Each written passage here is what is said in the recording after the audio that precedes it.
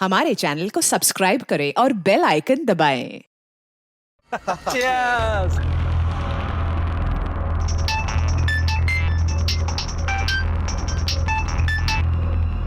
Hello. हाँ, आ रहा हूँ। यार ये मेरी बीवी भी ना चैन से पीने नहीं देती। भाई मैं दो चीज़ों से बहुत डरता हूँ। पहली मेरी बीवी और दूसरा कौन? अरे यार दूसरे को मारो गोली, पहले घर पे जाके बीवी को मनाना पड़ेगा।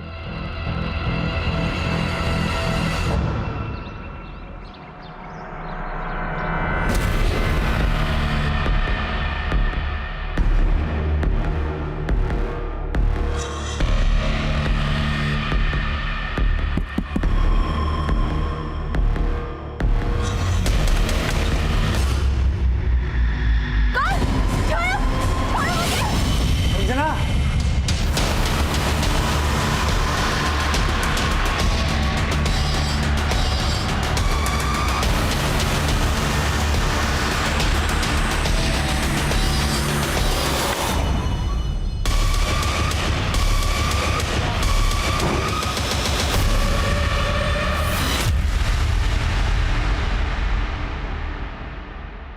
नमस्कार, मैं senior inspector Abhimanyu Jindal crime petrol Dastak में आप सभी का स्वागत करता हूं।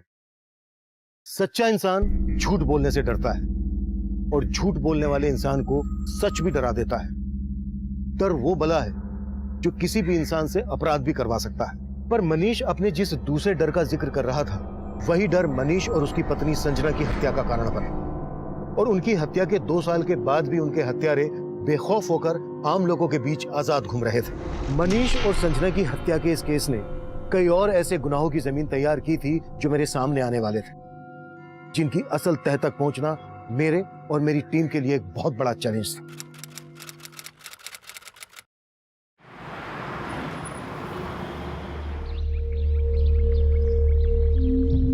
चल चल शगुफ्ता, कितना टाइम लगाएगी? जल्दी कर यार, लेट हो रही है।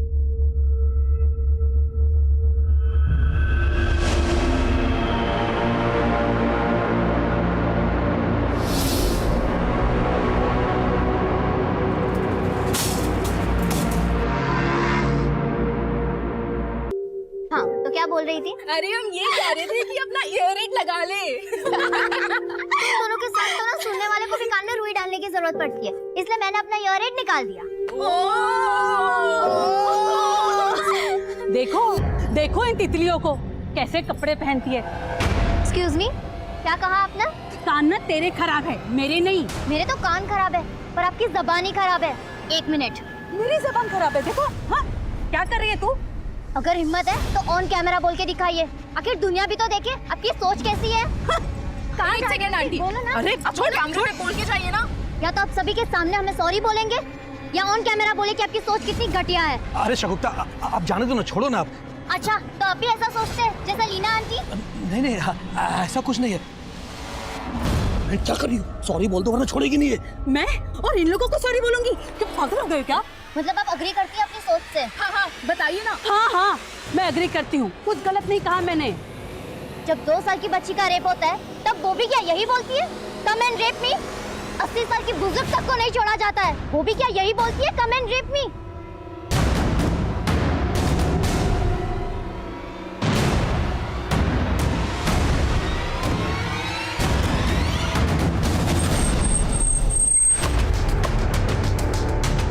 रघुवीर, सेजल, लेट्स गो।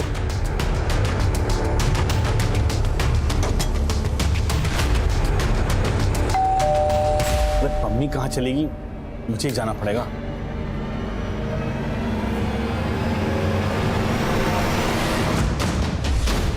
घर के सारे दरवाजे खिड़कियां लॉक कर दो। अरे सर, कौन है आप जो मेरे घर में घुसे चले आ रहे हैं? अरे ये सब ऋषि चोपड़ा, आईटी डिपार्टमेंट। आपके घर का सर्च वारंट। जिस बात का सर्च वारंट। इनकम से ज्यादा संपत्ति। हमारे पास सारा ऑडिट है परमवीर जी। आप प्रोफेशन से कॉलेज प्रोफेसर हैं और प्राइवेट कोचिंग इंस्टीट्यूट भी रन करते हो। यहाँ का लैंडलाइन डिस्कनेक्ट कर दो, जितने भी मोबाइल फोन से सब ले लो। Sir mobile.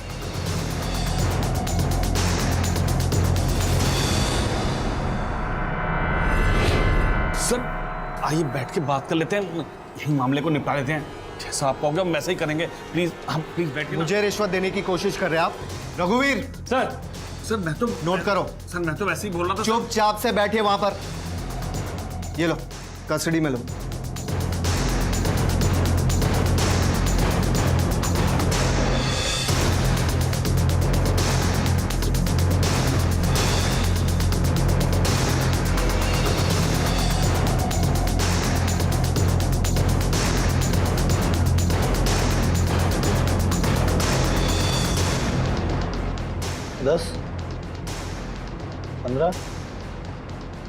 रघुवीर, यहाँ के सीसीटीवी का डीवीआर कलेक्ट करो। We need it as a proof कि यहाँ लाखों रुपए के कैश और जेवर मिले। Yes sir.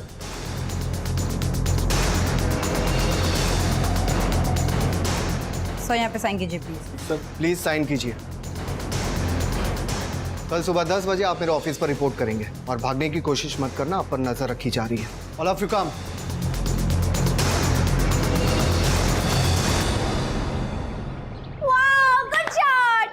रश्मि, प्रेगनेंसी के बाद जिस तरह तुम क्रिकेट एंजॉय करियो ना, मुझे तो लगता है हमारा होने वाला बेटा ना क्रिकेटर ही बनेगा। बेटा क्यों, बेटी भी होगी तो भी मैं क्रिकेटर बनेगी।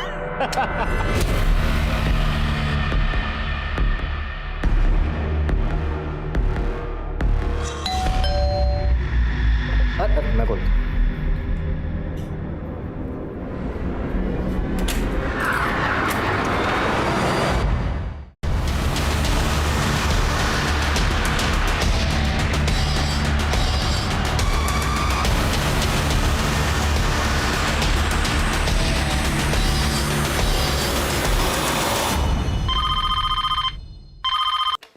Hello, control room.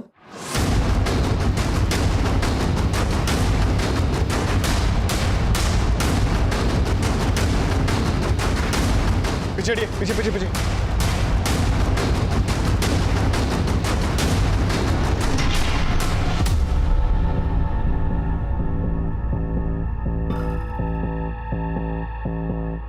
आप लोगों में से इस घर में से कौन है? साहब, कल्पेश साहब और रश्मि मैडम अकेले रहते थे यहाँ। आप कौन? मैं यहाँ साफ सफाई का काम करती हूँ। सर, घर की हालत देख लग रहा है कि शायद मर्डर लूट के इरादे से हुआ। गुप्ता, आते वक्त मैंने बाहर सीसीटीवी देखा था। अंदर डीवीआर चेक करो। सर इनका नाम शीला है और ये इसी घर में मेड का काम करती हैं। सर इन्होंने सबसे पहले इन डेड बॉडीज को देखा था। क्या देखा था? साहब, हर रोज सवेरे 8 बजे मैं यहाँ काम पे आती हूँ। आज सवेरे अब काम पे आई, डोरबेल बजा लेकिन किसी ने दरवाजा नहीं खोला। मैडम ने एक चाबी मेरे पास दे के रखी थी। मैंने उस चाबी से दरवाजा खोला और देखा तो साहब जी। नाम क्या है तुम्हारे साहब और मैडम का? कल्पेश ठाकुर और रश्मि मैडम। मैडम की तो अगले महीने डिलीवरी होने वाली थी और अचानक से ये कल्पेश ठाकुर करते क्या थे? बिल्डर थे, पंजाबी बाग में उनका ऑफिस है। अच्छा, इनके किसी रिश्तेदार को जानती हो? नहीं सर, मैं किसी को नहीं जानती। अभी फिलहाल 6 महीने से इनके यहाँ काम कर रही हूँ। सर सीसीटीवी से डीवीआर गायब है, एक भी रिकॉर्डेड फुटेज नहीं है। मतलब क्रिमिनल्स पूरी प्लानिंग के साथ आए थे। और कुछ मिला? नहीं सर, पूरा घर अस्त व्यस्त है। ऐसा लग रहा है जैसे सब कुछ लूट कर ले गए। मैंने अंदर बेडरूम में देखा, बेडरूम के बेड पर जो गद्दा है उसे शायद उसे फाड़ा गया है।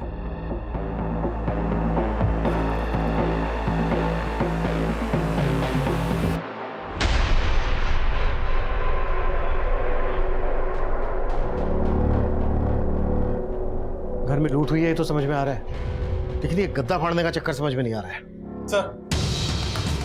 सर कल्पेश ठाकुर की कंपनी का विजिटिंग कार्ड मिला है। कल्पेश ठाकुर के ऑफिस में बात करो और आस पड़ोस में पता करो, शायद किसी ने कुछ देखा हो। क्रिमिनल्स घर के सीसीटीवी का डीवीआर निकाल कर ले गए हैं। एक काम करो, पड़ोस में और यहाँ आने वाले रास्ते पर अगर कोई सीसीटीवी है तो उसकी फुटेज चेक करो। सर यार 2020 मैच तो मिस कर दिया, पर यहाँ भी कुछ कम चौके छक्के नहीं लग रहे हैं। क्या बात है यार, दबा के कमेंट्स आ रहे हैं। क्या लिखा है? This aunty is sick. Leela aunty की ना लग चुकी है बिल्कुल सब। सीरियसली यार, जोश जोश में वीडियो तो वायरल कर दिया, पर देखना अम्मी गुस्सा करेगी।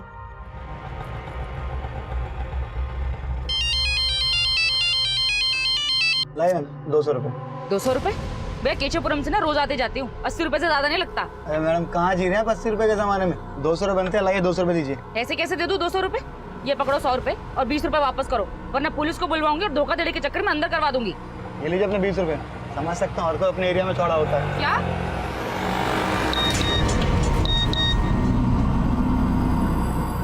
जब 2 साल की बच्ची का रेप होता है तब वो भी क्या यही बोलती है, कम एंड रेप मी? 80 साल की बुजुर्ग तक को नहीं छोड़ा जाता है। कहीं मुंह दिखाने लायक छोड़ा नहीं तुमने। यार जरूरत थी ऐसा मोबाइल में बोलने की? ये सब आपकी गलती है, आप ही हो जड़ इस सब की। अच्छा गलती करो तुम और जड़ मैं।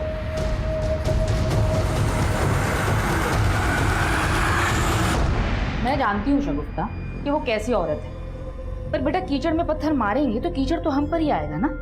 पर अम्मी, उन्हें आईना दिखाना भी जरूरी था। वो हमेशा ऐसा करती है और इस बार मुझसे रहा नहीं गया। और ये देखिए अम्मी, सब हमें सपोर्ट कर रहे हैं और उन्हें क्रिटिसाइज। बेटा अभी तो क्रिटिसाइज कर रहे हैं, पर जरूरत पड़ने पर ना कोई हमारे साथ खड़ा नहीं होगा। मैं मानती हूँ कि अपने राइट्स के लिए लड़ना अच्छी बात है, पर बेटा ऐसे किसी का तमाशा नहीं बनाना चाहिए ना। चलो फटाफट डिलीट करो ये वीडियो। पर अम्मी, चलो।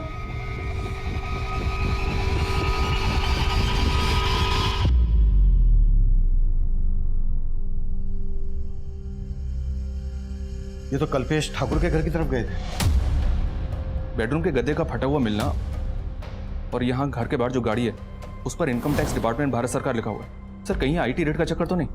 गुप्ता घर में मर्डर्स भी हुए, हमें इस चक्कर को बहुत अच्छे से समझना होगा। ये देखो गाड़ी का नंबर दिख रहा है, वेरीफाई करो कि ये गाड़ी क्या वाकई में आयकर विभाग की। सर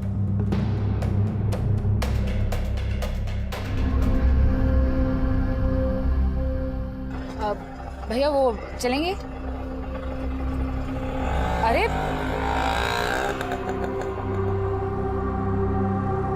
नफीसा, तुम यहाँ क्या कर रहे हो? तुमने तो मेरा फोन उठाना बंद कर दिया, तो मैंने सोचा कि यहीं आके मिल लूं। मुझे जो कहना था ना मैं पहले भी कह चुकी हूँ। तुम्हें मेरा घर खाली करना होगा। 1 हफ्ते का टाइम दे रहा हूं तुम्हें मैं, नहीं तो अच्छा नहीं होगा।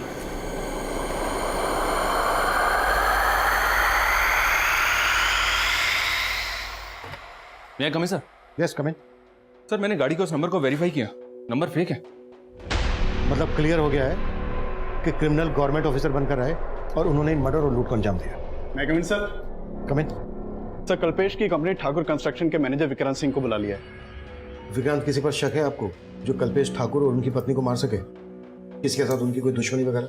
सर मुझे तो ऐसा कभी कुछ लगा नहीं, मैं तो खुद हैरान हूँ इस सबसे। क्रिमिनल्स इस गाड़ी से कल्पेश ठाकुर के घर गए थे, कुछ अंदाजा है कौन गया होगा इससे? नहीं सर।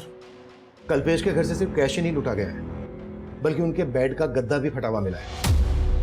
क्या वो अपने गद्दे में कुछ पैसा वैसा छुपा के रखते थे? आई मीन ब्लैक मनी वगैरह? सर ये मैं कैसे कह सकता हूँ? मैनेजर थे आप कल्पेश के, उसके इनकम के बारे में अच्छे से पता होगा और ये भी पता होगा कि कितने पैसे को फेयर दिखाना है और कितने को ब्लैक मनी। सर ये मैं कैसे? अगर कुछ भी छुपाया ना हमसे तो बाद में भारी पड़ सकता है। सर आप सही कह रहे हैं, कल्पेश सर टैक्स की काफ़ी चोरी किया करते थे, बहुत ज़्यादा ब्लैक मनी थी उनके पास में, लेकिन सर वो थे बहुत जुगाड़ू, ले दे के कैसे भी एडजस्ट कर लिया करते थे। पहुंचा देना अनिल जी के। सर टैक्स की चोरी तो सभी करते हैं, लेकिन वो हद से ज़्यादा करप्ट थे और इसीलिए मैं उनकी जॉब छोड़ने वाला था। 5 साल से वहाँ काम कर रहे थे और मर्डर होते ही जॉब भी छोड़ने लगे। लेकिन सर समझ रहा हूँ मैं क्या कहना चाह रहे हो। अब हमें ये बताओ कि कल्पेश की फैमिली में कौन कौन है? सर उनके एक बड़े भाई हैं, लेकिन वो कनाडा में रहते हैं, और हाँ रश्मि भाभी की माँ भी हैं जो इंदौर में रहती हैं। शर्मा डिटेल्स ले लो। सर आइए। सर इसकी बातों से तो ऐसा ही लग रहा है जैसे कल्पेश ने फटे हुए गद्दे में अपनी ब्लैक मनी छुपा के रखा होगा। लेकिन ये बात क्रिमिनल्स को कैसे पता चली? शबरी, इसमें IT ऑफिसर्स इन्वॉल्व हैं। गुप्ता, IT डिपार्टमेंट से कल्पेश के केस को समझो। सर क्या बात है अम्मी, 10 बजे और अभी तक आप बिस्तर में? तबीयत तो ठीक है ना?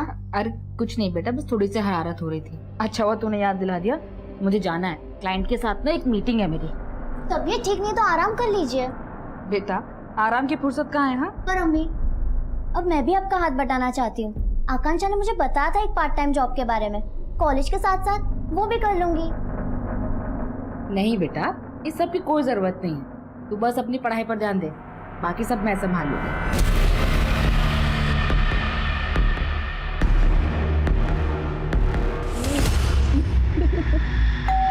मैं मैं देखती हूँ। देखती हूँ मैं।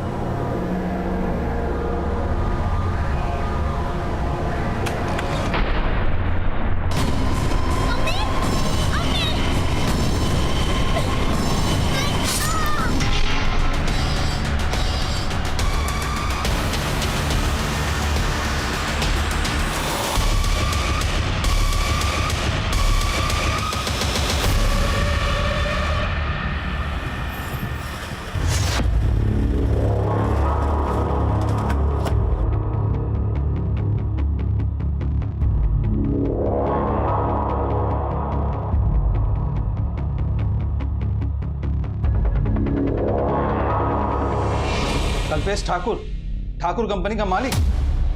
हाँ, मैं उसे बहुत अच्छे से जानता हूँ। इस कल्पेश के बारे में और क्या क्या जानते हैं आप? क्या मैं जान सकता हूँ? एक नंबर का करप्ट बिजनेसमैन था वो। उस जैसे टैक्स पेयर पर हमारी हमेशा नजर रहती थी। टैक्स चोरी के अलावा कुछ और सोचता ही नहीं था। वो हमारी रडार पर बहुत दिनों से था और हमने उसके यहाँ रेड भी प्लान किया था अगले हफ्ते।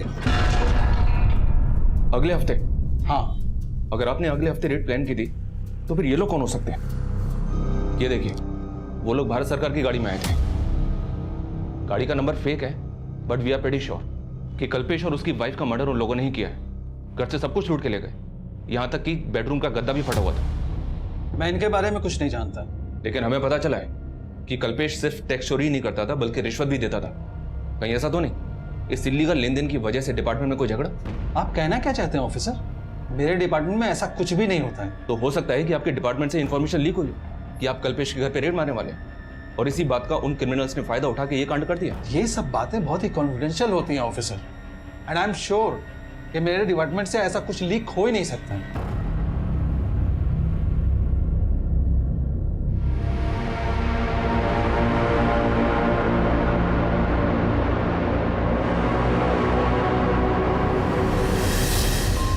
सर, पोस्टमार्टम रिपोर्ट के मुताबिक कल्पेश और उसकी वाइफ का मर्डर उसी दौरान हुआ जिस दौरान भारत सरकार के फेक नंबर की वो गाड़ी उनके घर के बाहर देखी गई थी। इसका मतलब यह है कि क्रिमिनल्स गवर्नमेंट ऑफिसर के भेष में आए थे। सर, मुझे अभी लग रहा है ये इसी बात से कनेक्टेड है कि कल्पेश के घर आईटी की रेड होने वाली थी। हमें बहुत सावधानी से काम करना होगा। पता लगाओ सज्जन सिंह के अलावा इस बात को वहां और कौन जानता था। आईटी वाले हैं, उन्हें किसी भी तरह से इस बात की भनक नहीं लगनी चाहिए कि हमने काम को किस तरह से कर रहे हैं और हम इन्वेस्टिगेट किस एंगल में कर रहे हैं। मैं कम इन सर? यस कम इन। सर, मैंने कल्पेश के घर के बाहर की पिछले कुछ दिनों की एक्टिविटीज चेक की। वारदात से एक दिन पहले वहां के सीसीटीवी में कुछ सस्पिशियस नोटिस किया मैंने। ये वहां का फुटेज है सर।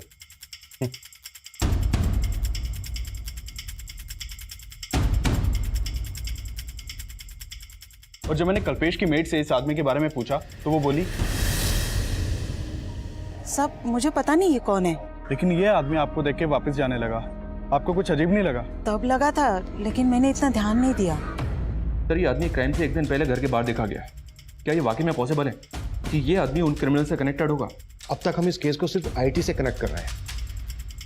ये भी तो हो सकता है कि कल्पेश ठाकुर की मेड को ये पता हो कि कल्पेश ठाकुर के साथ घर में बहुत सारा पैसा है और वो हो सकता है इस आदमी को जानती हो। मेड बोल रही है कि वो सिर्फ 6 महीने से वहां काम कर रही थी। सोचने वाली बात यह है कि जिस आदमी के घर पे इतना सारा पैसा है वो अपने घर की डुप्लीकेट चाबी अपनी मेड को क्यों देगा? और हो सकता है ये बात कल्पेश ठाकुर के मैनेजर को भी पता हो कि उसके घर में इतना सारा ब्लैक मनी है। हमें हर एंगल पे काम करना है। Yes sir. नहीं कम इन सर। कम इन। सर, संजीवनी सोसाइटी के सेक्रेटरी का फोन आया था। उसकी बातों से लग रहा है कि मामला काफी सीरियस है। कैसा मामला? सर नमस्ते सर। सर, मेरा नाम राजन है, मैं इस सोसाइटी का सेक्रेटरी हूँ। सर, मैंने आपको कॉल किया था। सर, ये बिल्डिंग फ्लैट नंबर 205 में माँ बेटी किराए पे रहते हैं सर। 2 दिन से गेट नहीं खोला उन लोगों ने। इस तरफ सर। आइए सर, आइए सर, हटो। सर देखिए सर, पेपर भी लगा हुआ है, दूध भी पड़ा हुआ है। सर, हमने फ़ोन भी ट्राई किया था, दोनों के फ़ोन स्विच ऑफ है। राणा, दरवाजा तोड़ो।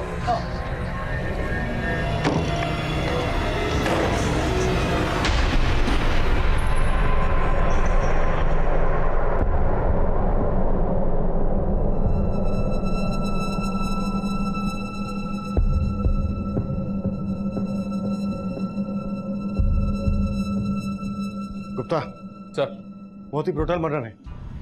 ऐसा लग रहा है किसी ने गहरी दुश्मनी निकाली है इनसे। सर मैं लूट के भी सहन है सर। कल्पेश ठाकुर और उसकी बीवी के मर्डर के जैसा एमओ लग रहा है। सेक्रेटरी बता रहा था कि ये दोनों माँ बेटी यहाँ रेंट पर रहती थी। कल्पेश ठाकुर की बीवी रश्मि की बॉडी पर ज्वेलरी थी, इनकी बॉडी पर ज्वेलरी नहीं है। देखो कानों पर ब्लड है, कानों से भी ज्वेलरी खींची गई है, उंगलियों से अंगूठी निकाल ली गई है। फिर भी इन दोनों माँ बेटी का प्रोफाइल पता करो और बिल्डिंग के सीसीटीवी से चेक करो कि यहाँ पर भी भारत सरकार की वो गाड़ी देखी गई है क्या। सर शगुफ्ता की 2 फ्रेंड्स हैं, आकांक्षा और राधिका। ज्यादातर वो ही यहाँ आती जाती रहती है। पिछले 2 दिन में किसी को देखा था आते जाते? हाँ सर, 2 दिन पहले मैंने एक डिलीवरी बॉय को देखा था, इनके घर की डोरबेल बजा रहा था। कौन डिलीवरी बॉय? वो मुझे नहीं मालूम सर। सर पूरी बिल्डिंग की सीसीटीवी खराब है और बिल्डिंग में 1 हफ्ते से सिक्योरिटी गार्ड भी नहीं है।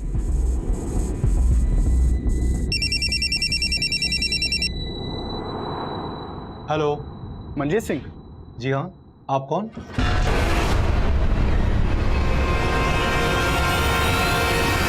गुप्ता, सर ये कल्पेश के मेट क्यों है जरा पता करो। सर नफीसा और शगुफ्ता जिस फ्लैट में रहती थी उसके मकान मालिक मंजीत सिंह से मेरी बात हुई। सर मेरा वहाँ आना जाना कम ही होता था। वो फ्लैट मैंने किराए पे चढ़ाने के लिए ही खरीदा था। शगुफ्ता और नफीसा के पड़ोसी कैसे थे? मतलब उनका किसी के साथ कोई लड़ाई झगड़ा होता होगा तो आपको पता चल ही जाता होगा। सर कईयों से उनके लड़ाई झगड़े थे। वो लोग तो चाहते थे कि मैं उन्हें वहाँ से निकाल दूँ। कई कंप्लेंट आती थी सर उनकी। कैसी कंप्लेंट और कौन करता था? सर मुझे वहाँ के सेक्रेटरी सब कुछ बताते थे। सर वहाँ के लोगों को उनसे बहुत प्रॉब्लम थी। किसी को उनके पहनावे से प्रॉब्लम थी तो किसी को उनकी लाइफस्टाइल से, और यहाँ तक कि हमारे सेक्रेटरी साहब को तो उनकी बिरादरी से प्रॉब्लम थी। वो उनके सामने वाले फ्लैट में ही रहते हैं।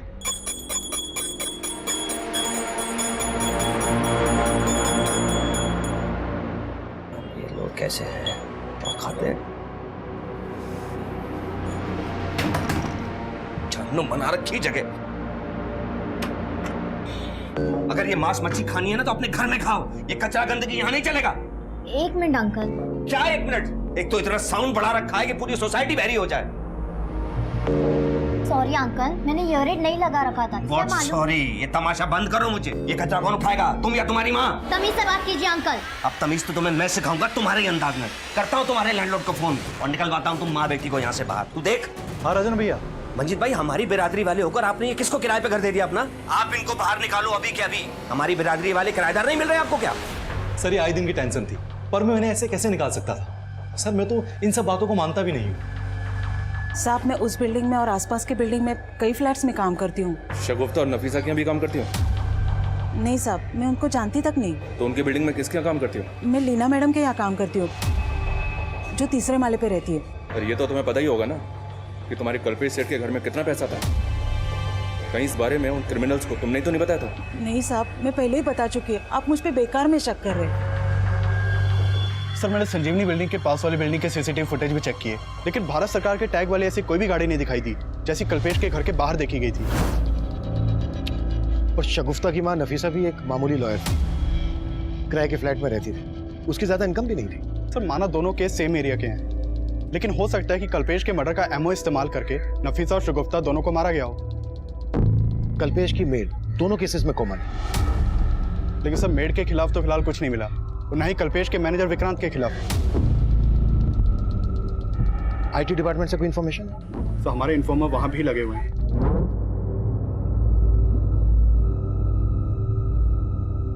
लेकिन अभी तक फिलहाल कोई काम की खबर नहीं आई। शगुफ्ता और नफीसा जिस बिल्डिंग में रहती थी उस बिल्डिंग का सेक्रेटरी राजन की कुंडली निकालो। सर एक बहुत चौंकाने वाली बात पता चली है। ये शगुफ्ता और नफीसा जिस फ्लैट में किराए पे रहती थी, 2 साल पहले उसी फ्लैट में ये मनीष गर्ग और उसकी बीवी संजना गर्ग रहते थे। और सर 2 साल पहले इन दोनों का भी उसी फ्लैट में मर्डर हुआ था। हत्या के साथ साथ लूट भी की गई थी।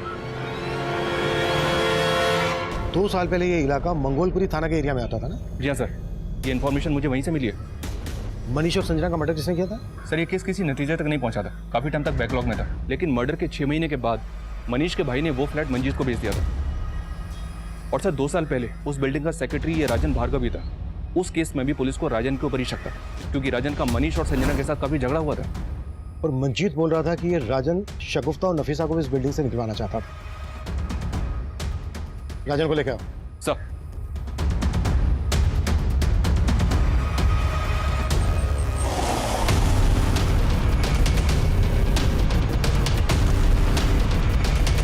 तू चाहता ही नहीं था कि कोई तेरे पड़ोस में रहे। शगुफ्ता और उसकी माँ की बिरादरी से प्रॉब्लम थी तुझे, पर मनीष और उसकी पत्नी संजना को क्यों मारा? सर मैंने कुछ भी नहीं किया सर, और उस केस से तो मुझे पहले ही भरी किया जा चुका है। लेकिन हम पूरी तरह से अच्छे से तेरी आरती उतारेंगे। क्या क्या कांड किया तूने? सर मैंने कुछ नहीं किया सर, मैं सच बोल रहा हूँ। सब कुछ बहुत ही प्लानिंग के साथ किया तूने। पहले सिक्योरिटी गार्ड को निकाला, जानबूझकर बिल्डिंग के सीसीटीवी ठीक नहीं करवाए ताकि ये कांड कर सके, है ना? आप गलत सोच रहे सर। सर सीसीटीवी फंड की वजह से नहीं हो पाया। आप चाहे तो सोसाइटी का अकाउंट चेक कर सकते हैं। ये सब गणित तो इसलिए जोड़ रहा था ताकि बाद में सफाई में पेश कर सके। नहीं सर, आप गलत शक कर रहे हैं मुझ पर। सर आप लीना और उसके पति को देखिए। सर मुझसे ज्यादा प्रॉब्लम तो उन दोनों को थी। और उस दिन सर आपसे वो कह रही थी कि उसने डिलीवरी बॉय को देखा। सर मैं पड़ोस में रहता हूँ, मैंने नहीं देखा, उसने देख लिया। सर वो साफ झूठ बोल रही। लीना क्यों झूठ बोलेगी? क्योंकि सर शगुफ्ता और उसकी फ्रेंड्स ने उसका वीडियो वायरल कर दिया था। कैसा वीडियो? जब 2 साल की बच्ची का रेप होता है तब वो भी क्या यही बोलती है, कम एंड रेप मी? 80 साल की बुजुर्ग तक को नहीं छोड़ा जाता है। ये वीडियो सोशल मीडिया पे काफी टाइम से वायरल है और लीना के अगेंस्ट काफी कमेंट्स भी किए गए थे। सर ये लीना वही औरत है जिसके घर में वही मेड काम करती है जो कल्पेश के घर पे करती थी।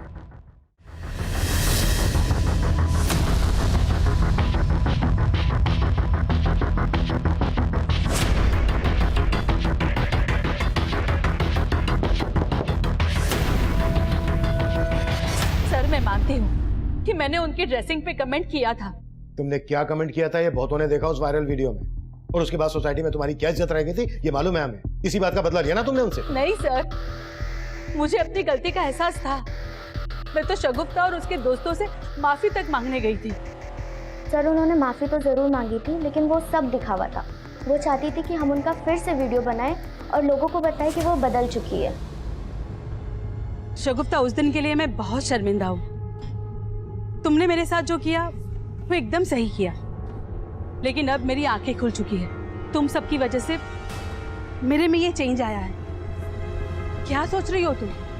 क्या तुम्हें अब भी मेरी बात झूठी लग रही है? नहीं आंटी, इट्स फाइन कि आपको आपकी गलती का एहसास हुआ, पर ये तुम्हें दुनिया को भी बताना चाहिए ना।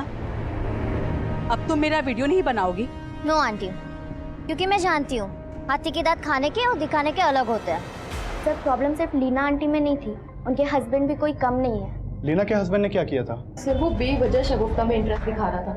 वो परेशान हो चुकी थी पर कुछ बोल नहीं पा रही थी। यार इतने अच्छे। हाय शगुफ्ता। शगुफ्ता कैसा चल रहा तुम्हारा कॉलेज? अच्छा चल रहा है uncle. Don't call me uncle. अरे माना कि मैं शादीशुदा हूँ, लेकिन तुमसे इतना बड़ा भी नहीं कि तुम मुझे अंकल बोलो। ठीक है, नहीं बोलूंगी। Okay take care. ये तेरे में कुछ ज्यादा इंटरेस्ट नहीं दिखा रहा है। फिर तेरा क्या इरादा है? सर उनको गलतफहमी थी कि शगुफ्ता और उनके हस्बैंड के बीच में कुछ चल रहा है। सर उनको ऐसा लगता था कि हम उनके हस्बैंड पे लाइन मारते हैं, बट ऐसा कुछ भी नहीं था सर। सर मैं किसी गलत इंटेंशन से शगुफ्ता से बात नहीं करता था, पर मेरी बेबी बेकार ही मुझ पर शक करती थी। तो इसी वजह से आपकी बीवी ने शगुफ्ता के साथ साथ नफीसा को भी रास्ते से हटा दिया। सर मैं सच कह रही हूँ, मैंने कुछ नहीं किया। सर मैंने आपको बताया ना कि उस दिन वहाँ एक डिलीवरी बॉय आया था और शगुफ्ता के घर की डोरबेल बजा रहा था। मुझे तो लग रहा है कि वो राजन भार्गव अपना किया छिपाने के लिए मुझे झूठा साबित कर रहा है। नफीसा एक लॉयर थी, एंगल नफीसा के प्रोफेशन से भी जुड़ा हो सकता है। शगुफ्ता और नफीसा से जुड़ी छोटी से छोटी बातों के बारे में भी पता करो। राजन, लीना और निरंजन पे नजर रखो। सर काफी कोशिश के बाद आईटी डिपार्टमेंट के एक एम्प्लॉय से काम की इन्फॉर्मेशन निकाली है। सर वहाँ एक राकेश मीणा नाम का आदमी सज्जन सिंह के अंडर काम करता है। मैंने उससे रिक्वेस्ट किया था, वो आपसे मिलने के लिए तैयार हो गया है।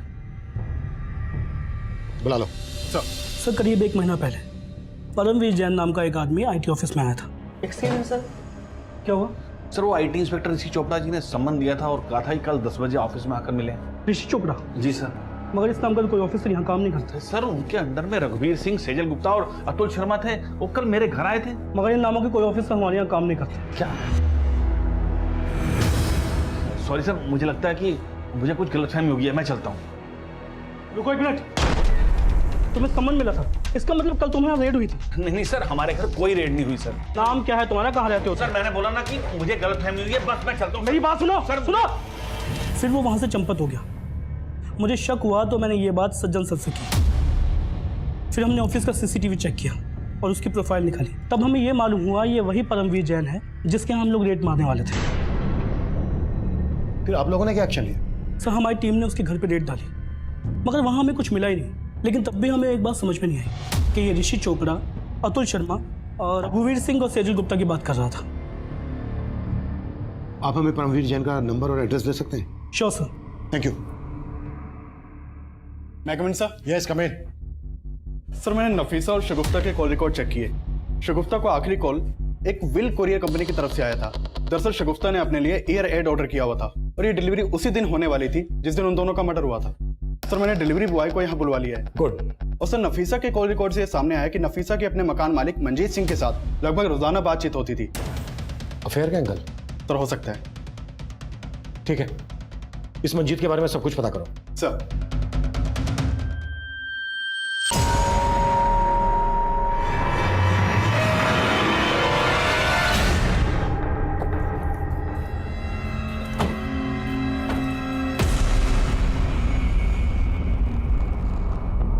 ऋषि चोपड़ा, रघुवीर सिंह, सेजल गुप्ता, अतुल शर्मा, इनको तो जानते ही होगे।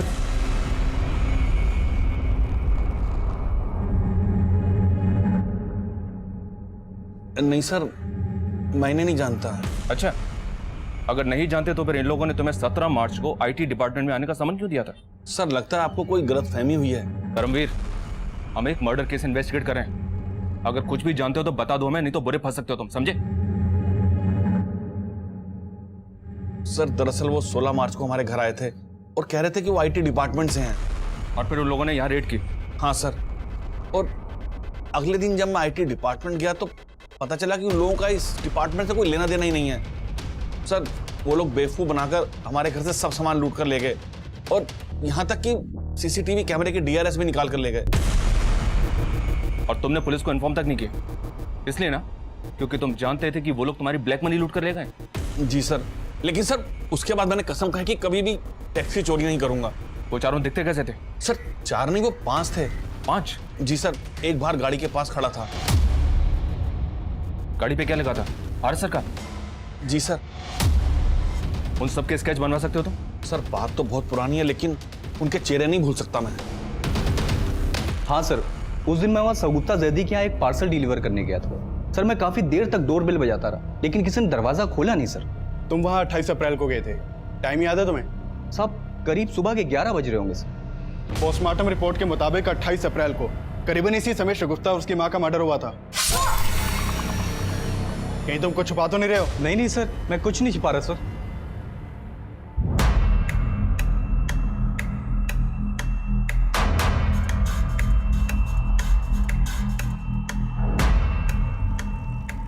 सर ये उन चारों के स्केचेस हैं जिन्होंने परमवीर के घर पर फेक रेड डाली थी और पूरे चांसेस हैं कि ये वही लोग हैं जिन्होंने कल्पेश के घर पर भी फेक रेड डाली थी। अगर ये एक ही हैं तो एक बात समझ में नहीं आ रही है कि इन्होंने इस तरह से परमवीर के घर पर रेड डाली कि उसने बिलीव कर लिया कि ये सब आईटी ऑफिसर्स ही हैं। इन्होंने सब कुछ इतनी सफाई से किया तो फिर कल्पेश और उसकी वाइफ का मर्डर क्यों किया? अब इन केसेस में बहुत कुछ ऐसा है जो इन्हें एक दूसरे से अलग कर रहा है। चल मैं एक काम करो, इन सारे इस केसेस को कल्पेश के घर के बाहर लोगों को दिखाओ और पता करो कि क्या इनको कल्पेश के घर के बाहर देखा गया था। और जिस डिलीवरी बॉय को कल्पेश के घर के बाहर देखा गया था ये भी पता करो कि उस डिलीवरी बॉय को परमवीर के घर के बाहर भी देखा गया था क्या? सर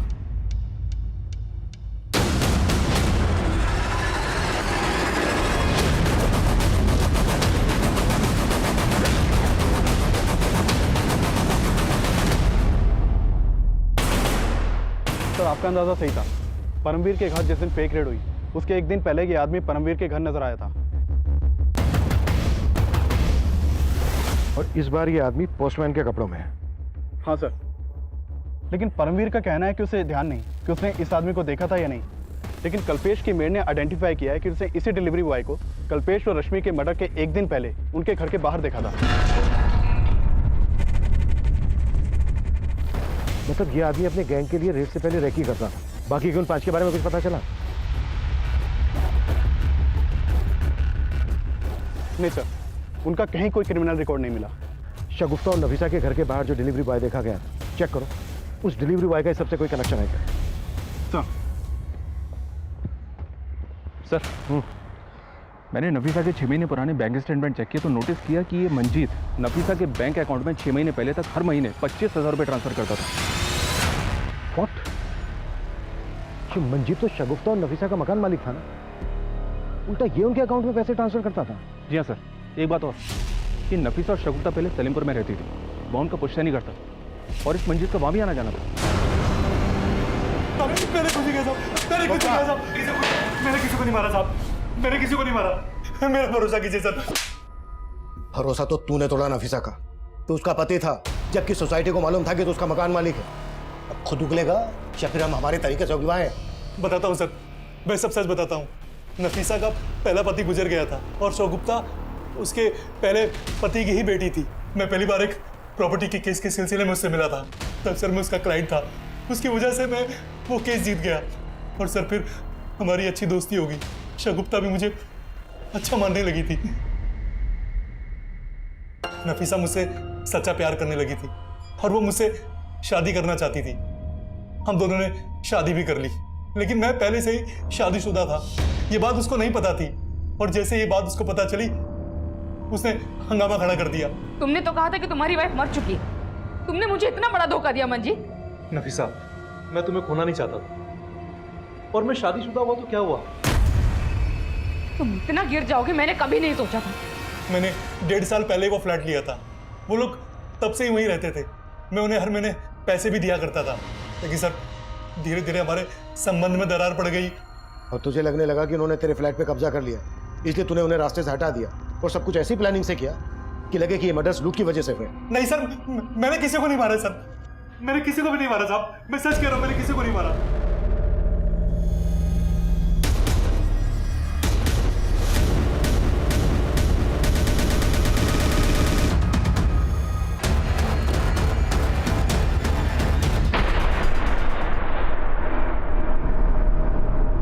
सर ये तो वही आदमी लग रहा है जो उस दिन परमवीर और कल्पेश के घर के बाहर देखा गया था। ये देखिए। इस लाश के मिलने के बाद हमें लगा कि इसकी पहचान से हम बाकी के क्रिमिनल्स तक पहुंच जाएंगे। इस लाश की फोटो और बाकी के 4 क्रिमिनल्स के स्केचेस हमने दिल्ली के सभी थानों में सर्कुलेट किए, लेकिन कोई सफलता हमारे हाथ नहीं लगी। फिर हमने उन खबरी नेटवर्क के जरिए उन तक पहुंचने की लीड भी ढूंढने लगे। इसी कोशिश में हमें पता चला कि जिस आदमी की लाश हमें मिली थी वो आदमी 2 साल पहले तक दिल्ली में मजदूरी करता था और उसका नाम बलराम था, लेकिन उसके आगे पीछे कोई नहीं था। बलराम के जानने वालों से हमें उसका मोबाइल नंबर मिला, उसके कॉल रिकॉर्ड से इस केस में हमें एक अहम लीड मिली, लेकिन हमारी ये कोशिश भी अधूरी साबित होने वाली थी। बलराम के जानने वालों से हमें उसका मोबाइल नंबर मिला, उसके कॉल रिकॉर्ड से इस केस में हमें एक अहम लीड मिली।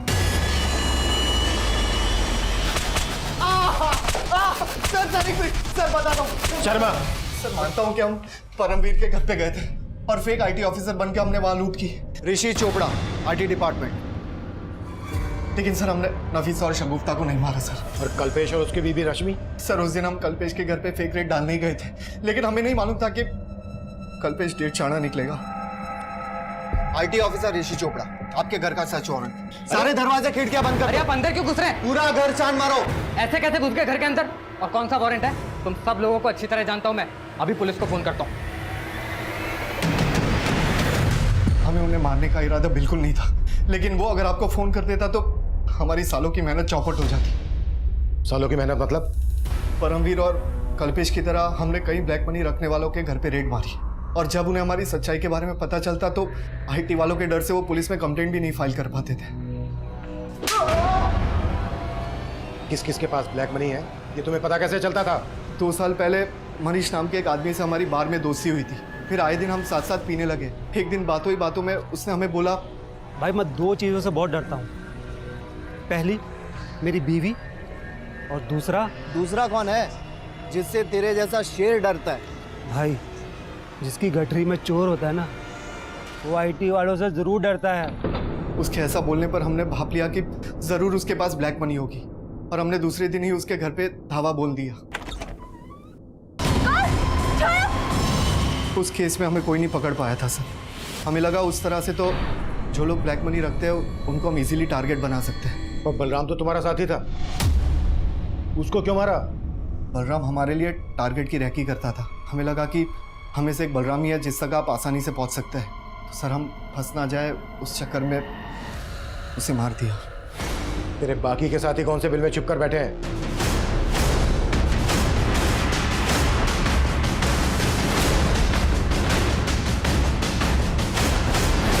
कल्पेश और रश्मि ठाकुर के साथ साथ 2 साल पुराना मनीष और संजना मर्डर केस भी सॉल्व हो गया, लेकिन इस शगुफ्ता और उसकी मां का मर्डर केस अभी भी अनसुलझा था। फिर हमने इस केस को रिविजिट किया। शगुफ्ता और नफीसा से जुड़ी छोटी से छोटी, पुरानी से पुरानी बातों के बारे में पता करना शुरू किया और हमें एक लीड मिली। सर, करीब 2 महीने पहले मैं और शगुफ्ता मार्केट जा रहे थे, तब अचानक से 2 आदमी हमारे सामने आ गए। ये क्या तरीका है? अभी तक तुम्हारी अम्मी ने हमारे पैसे नहीं दिए। राजू भैया, आपने अपना काम पूरा किया होता तो पैसे देते ना। मुझे पूरे पैसे चाहिए, बोल देना अपनी अम्मी को, वरना अच्छा नहीं होगा, समझी?